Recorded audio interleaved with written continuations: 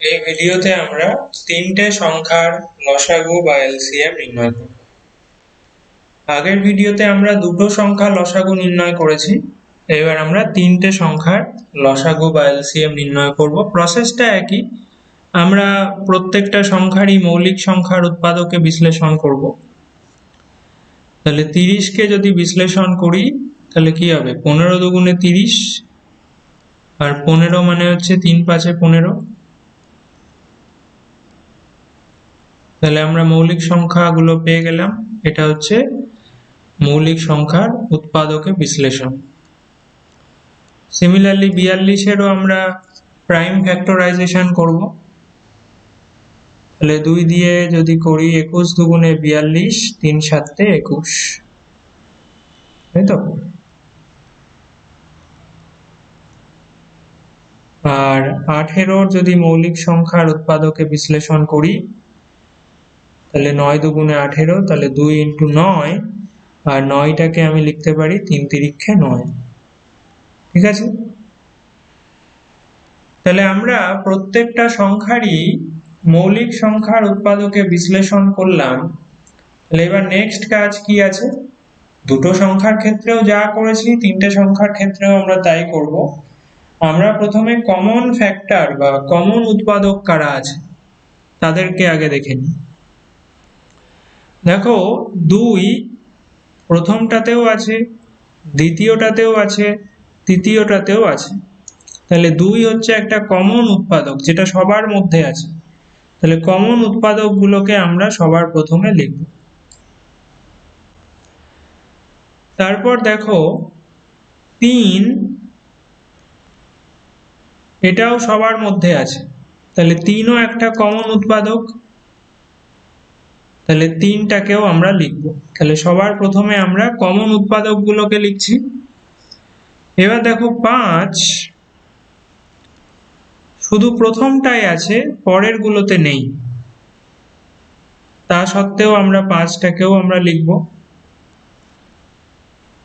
7 শুধুমাত্র সেকেন্ডেরটাতে রয়েছে, না উপরে আছে না নিচে আছে, 7কেও আমরা লিখব। 3 এটা শুধুমাত্র নিচেরটাতে আছে, উপরের দুটোতে নেই, তাহলে 3টাকেও আমরা লিখব। তাহলে সবার প্রথমে আমরা কমন উৎপাদক গুলোকে লিখলাম, তারপর আমরা বাকিদেরকে এক এক করে লিখে দিলাম। এইবার আমরা কি করব, আমরা সবাইকে গুণ করে দেব।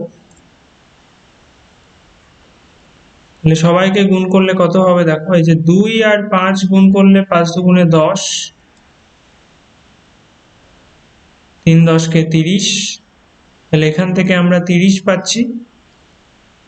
আর 3 30 90, 90কে 7 দিয়ে গুণ করলে কত হবে, 7 9 63, তাহলে 630। তাহলে 630 হচ্ছে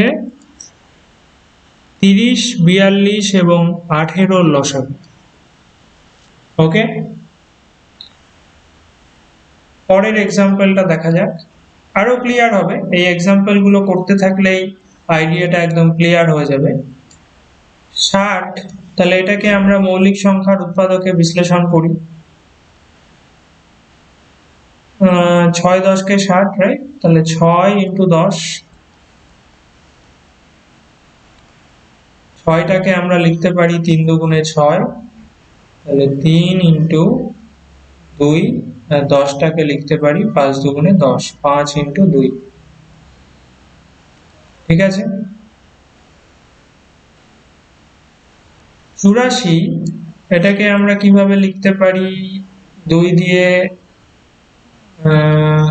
4 দুগুণে 8, 2 দুগুণে 4, তাহলে 42, 42 দুগুণে 84।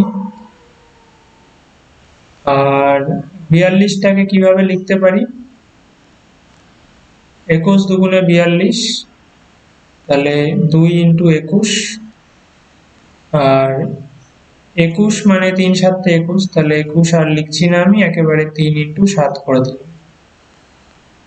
আর 90, 9 10 কে 90, তাহলে 9 ইন্টু 10, 9 মানে 3 তিরিক্ষে 9, আর 10 মানে 5 দুগুণে 10। তাহলে আমরা সবার মৌলিক সংখ্যার উৎপাদকে বিশ্লেষণ করে ফেললাম। এবার আমরা কি করব, এবার দেখা যাক কমন ফ্যাক্টর বা কমন উৎপাদক কারা আছে।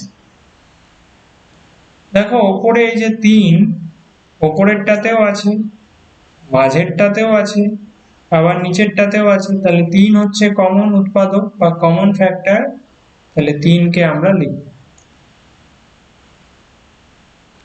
দেখো 2 ওপরেরটাতেও আছে, মাঝেরটাতেও আছে, আবার নিচেরটাতেও আছে, তাহলে 2 ও হচ্ছে একটা কমন উৎপাদক, তাহলে 2টাকেও আমরা লিখব।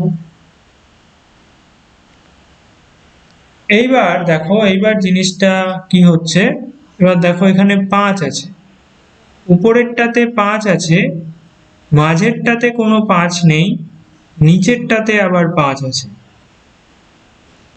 তাহলে 5টাকেও আমরা লিখব। কিভাবে করছি বুঝতে পারছো?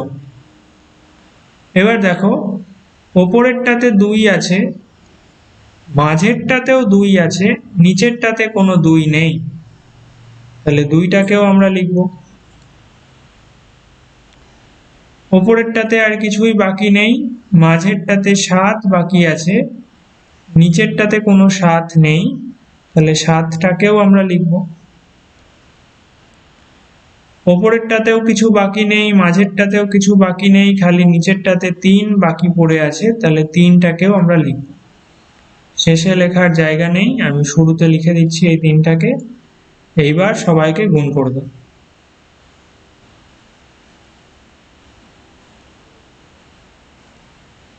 তাহলে গুণ করলে কত হচ্ছে দেখো, 3 তিরিক্ষে 9, 9 দুগুণে 18, তাহলে এখান থেকে আমরা পাচ্ছি 18 ইন্টু 5 দুগুণে 10, আর লাস্টে আছে 7। এই কটাকে গুণ করলে কত হবে, 7 দিয়ে যদি 18কে গুণ করো, 7 8 56, 6 হাতে 5, 7 1 7 আর 5 12,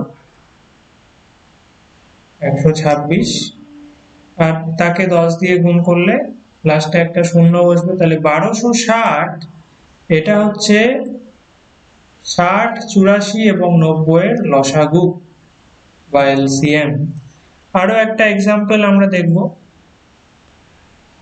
20, 18 এবং 60, 20 কে যদি করো তাহলে 10 দুগুণে 20, 10 মানে 5 দুগুণে 10,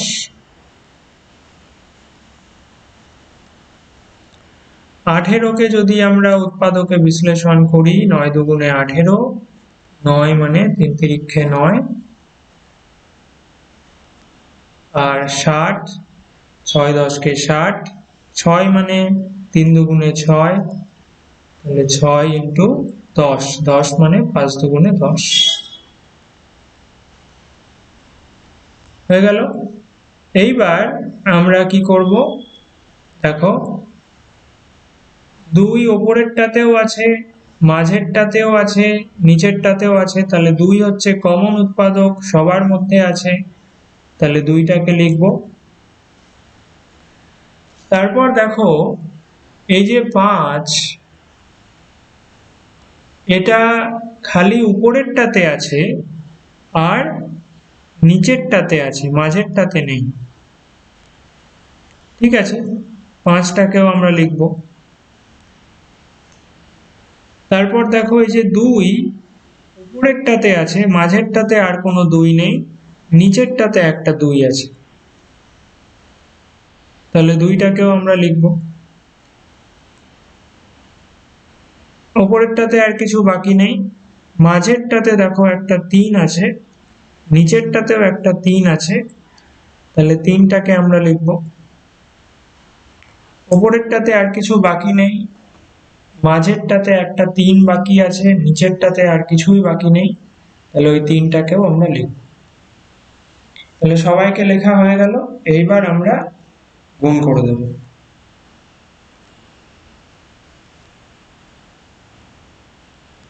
তাহলে গুণ করলে কত হচ্ছে, 5 দুগুণে 10, 10 দুগুণে 20, 3 20 60, আর 60 এর সাথে 3 গুণ করলে 180।